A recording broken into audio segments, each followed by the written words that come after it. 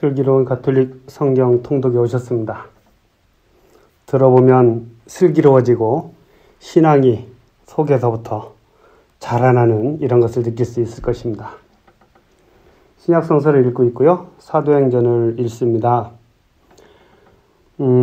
바오로 사도가 3번 선교여행을 하는데 성경책 뒤쪽에 보면 선교 여행한 코스가 있습니다. 제가 보는 성경만 그런지 몰라도. 그리고 대체로 터키와 그리스 쪽이죠. 그래서 지명들이 좀 낯설기도 합니다. 지금의 지명하고도 좀 달라요. 그렇지만 지도를 보다 보면 바오로 사도가 얼마만큼 열정적으로 선교 여행을 했는지 이런 것들을 알 수가 있습니다. 성부와 성자와 성령의 이름으로 아멘. 말씀은 바로 내 곁에 있고 내 입에 있고 내 마음에 있다. 주님 성령의 빛으로 저희 눈을 여시어 주님이 길을 보게 하시고 저희 귀를 여시어 생명의 말씀을 듣게 하소서. 아멘. 성부와 성자와 성령의 이름으로 아멘.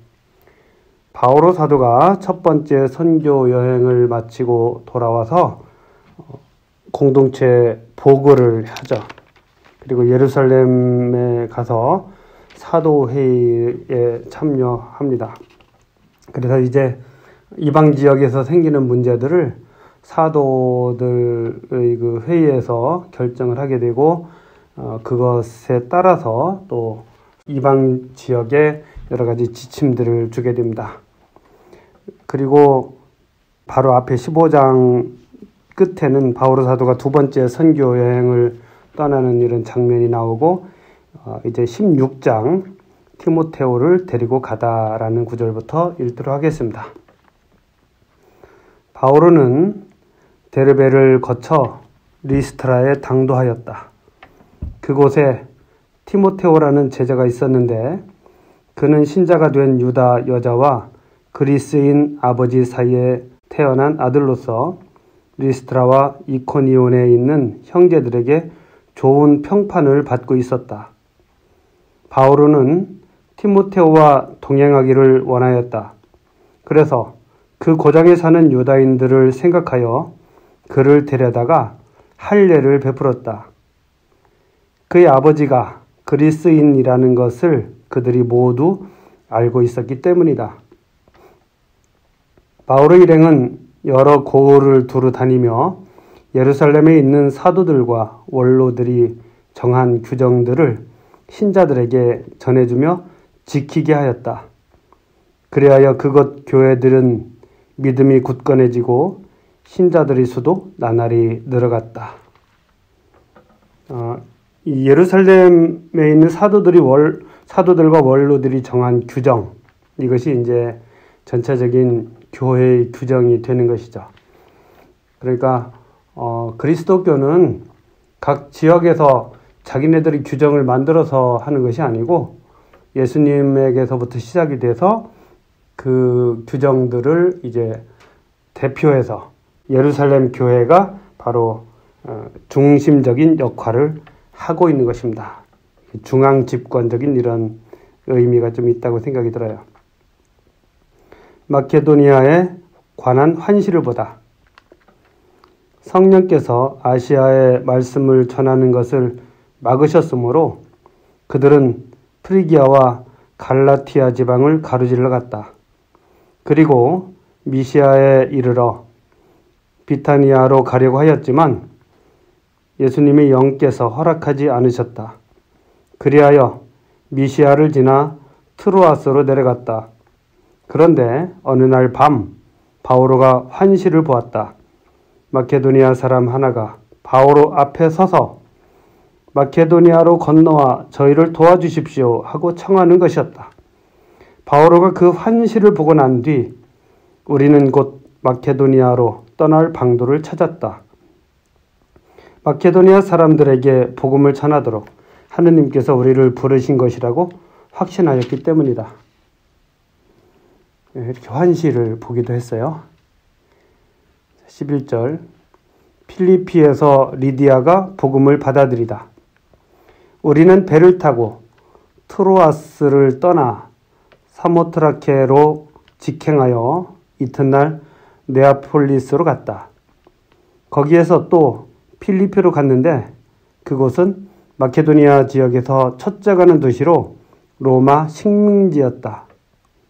그리고 그 도시에서 며칠을 보냈는데 안식일에는 유다인들이 기도처가 있다고 생각되는 성문 밖 강가로 나갔다. 그리고 거기에 앉아 그곳에 모여있는 여자들에게 말씀을 전하였다. 티아티라 시 출신의 자색 옷감 장수로 이미 하느님을 섬기는 이였던 리디아라는 여자도 듣고 있었는데 바오로가 하는 말에 귀 기울이도록 하느님께서 그의 마음을 열어주셨다. 리디아는 온 집안과 함께 세례를 받고 나서 저를 주님의 신자로 여기시면 저희 집에 오셔서 지내십시오 하고 청하며 우리에게 강권하였다.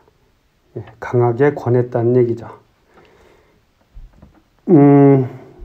그러게요. 바오로 사도 이렇게 물불 안 가리고 어디서건 꼭 중요한 곳에 가서 복음을 전하는 이런 그 참 센스 있는 그런 사람입니다. 그리고 열정적이죠. 바오로와 실라스가 감옥에 갇혔다가 풀려나다. 우리가 기도처로 갈 때 점 귀신 들린 하녀 하나를 만났는데 그는 점을 쳐서 주인들에게 큰 돈벌이를 해주고 있었다. 그 여자가 바오로와 우리를 쫓아오면서 이 사람들은 지극히 높으신 하느님의 종으로서 지금 여러분에게 구원의 길을 선포하고 있습니다. 하고 소리질렀다. 여러 날을 두고 그렇게 하는 바람에 언짢아진 바오로가 돌아서서 그 귀신에게 내가 예수 그리스도의 이름으로 너에게 명령하니 그 여자에게서 나가라 하고 일렀다. 그러자 그 순간에 귀신이 나갔다. 그 여자의 주인들은 돈벌이할 희망이 사라진 것을 보고 바오로와 실라스를 붙잡아 광장으로 관리들에게 끌고 갔다.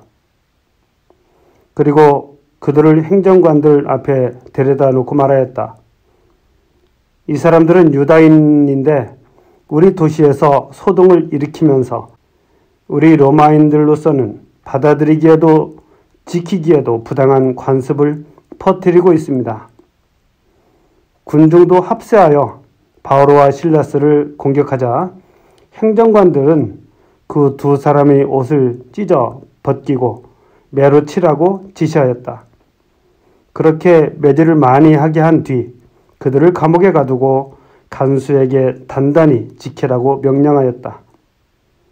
이러한 명령을 받은 간수는 그들을 가장 깊은 감방에 가두고 그들의 발에 착고를 채웠다. 자정 무렵에 바오로와 실라스는 하느님께 찬미가를 부르며 기도하고 다른 수인들은 거기에 귀를 기울이고 있었다. 그런데 갑자기 큰 지진이 일어나 감옥의 기초가 뒤흔들렸다.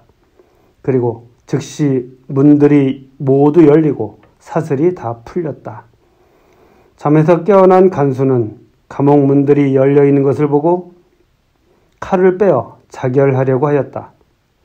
수인들이 달아났으려니 생각하였던 것이다.